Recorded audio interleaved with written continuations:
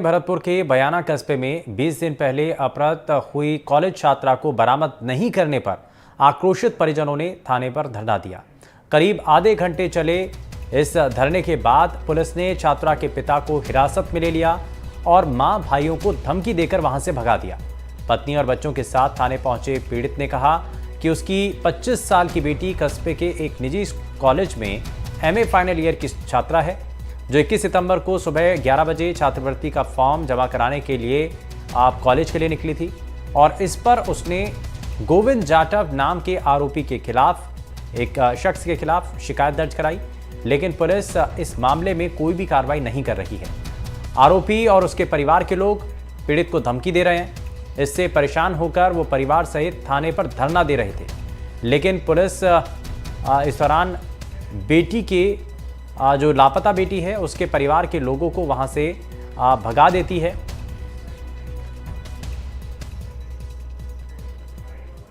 21 तारीख को मैंने अपहरण की रिपोर्ट कराई। कोतवाल साहब ने और थानेदार साहब ने मिलकर मुझे मतलब गुमशुदगी की रिपोर्ट दर्ज कर ली।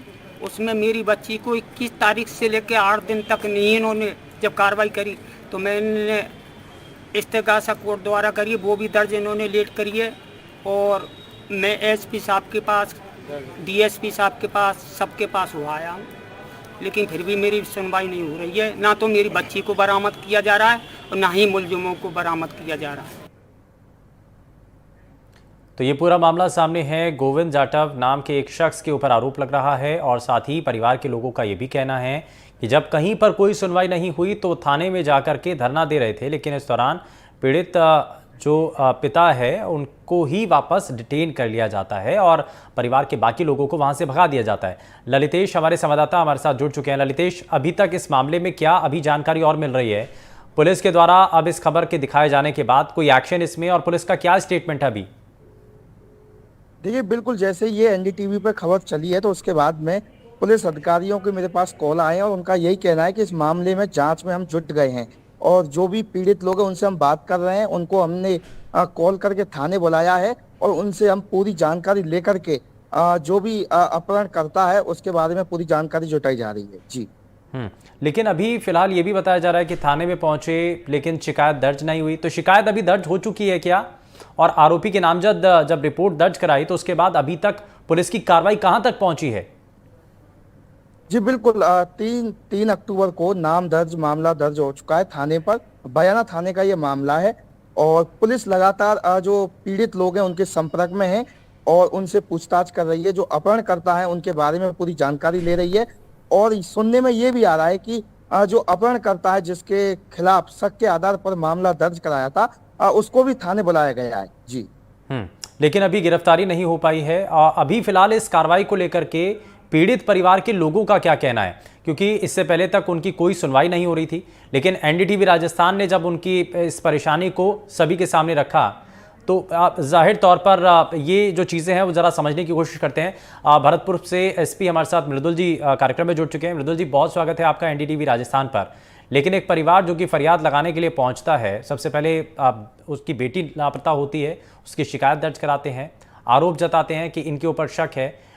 उनका ये कहना है कि वो जब अभी तक कोई कार्रवाई नहीं हुई, कोई नतीजा नहीं निकला तो थाने पर बैठे थे, लेकिन वहां से भी उनको हटा दिया गया। हेलो जी मृदुल जी।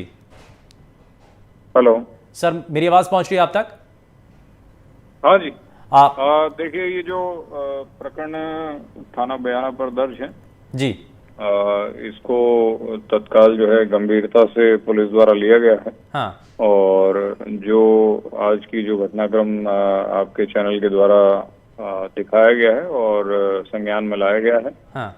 उसके बाद दिशा निर्देश सभी अधिकारियों को दिए गए हैं, संबंधित अधिकारियों को इसमें त्वरित कार्रवाई करने के लिए। सर, त्वरित कार्रवाई कैसे? क्योंकि 21 सितंबर का मामला है, 20 दिन से ज्यादा हो चुके हैं अब लड़की को लापता हुए, लेकिन अभी तक कोई जानकारी नहीं। प्रकरण जो मुकदमा जो इसमें दर्ज हुआ है वो अभी 8 तारीख को दर्ज हुआ है और इसके बाद तत्काल ही CO बयाना के नेतृत्व में एक टीम का गठन किया गया है और वो टीम जो है वो तत्काल इस प्रकरण के विधिक कार्रवाई जो भी है इसमें वो शीघ्र अतिशीघ्र करने का प्रयास करेगी। बाकायदा पीड़ित परिवार की तरफ से बताया भी गया है कि कौन लोग हो सकते हैं, उनसे भी बातचीत की गई है सर? पीड़ित परिवार द्वारा कुछ संभावित लोगों पर शक जताया गया है। उनसे भी पुलिस पूछताछ करेगी और हर प्रकार के एंगल से इस प्रकरण की जांच पुलिस द्वारा की जा रही है। उम्मीद है सर, कब तक ये जो पूरी कार्रवाई है या लापता जो बेटी है उसके बारे में कैसे जानकारी अब मिलेगी?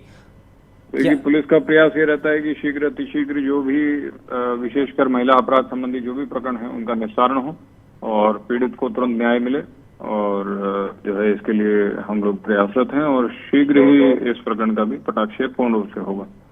चलिए, बहुत शुक्रिया सर, आप जुड़े हमारे साथ। एक भरोसा ज़रूर आपने दिया है और हम उम्मीद करते हैं कि जल्द से जल्द इस पूरे मामले में, क्योंकि 21 दिन से ज़्यादा 20 दिन से ज़्यादा अभी तक समय बीत चुका है, लेकिन अभी तक उस लापता बेटी के बारे में कोई जानकारी नहीं मिल पाई है, लेकिन पुलिस अब इस दिशा में आगे बढ़ रही है।